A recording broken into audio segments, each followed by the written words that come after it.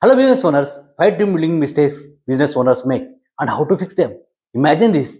You hired a team of smart, capable people on paper. They should be unstoppable. But in the reality, deadlines slip, conflicts rise, and you find yourself thinking, I could have done it faster myself. Sound familiar?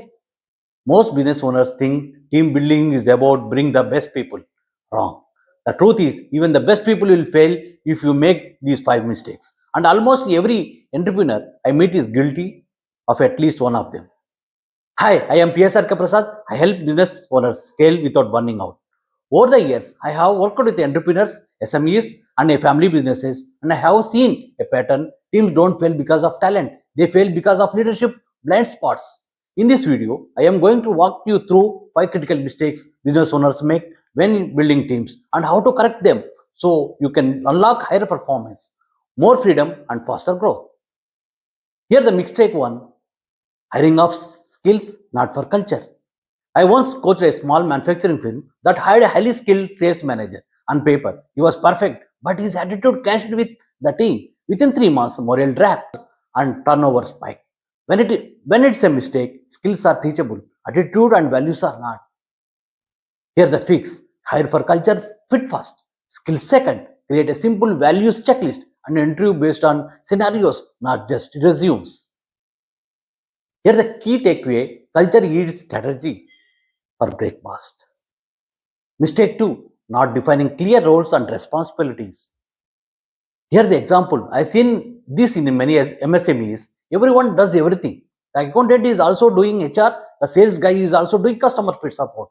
Result: chaos. Why it's a mistake? Lack of clarity leads to duplication, finger pointing, and inefficiency. Here the fix: creative organization chart. Even if you are a small, define who owns what.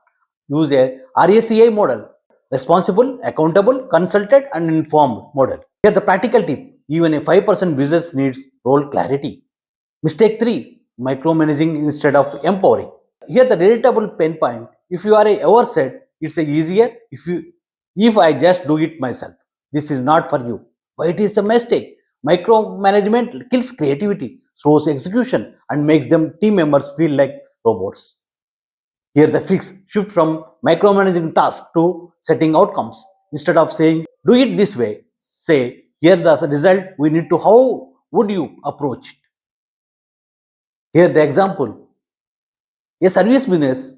I worked with double efficiency when the founder stopped approving every email and he gave his team decision making power. Here the key: hire smart people, then trust them to be smart. Mistake 4: ignoring continuous training and development. Here the example: think about cricket or football players train daily even if they pros.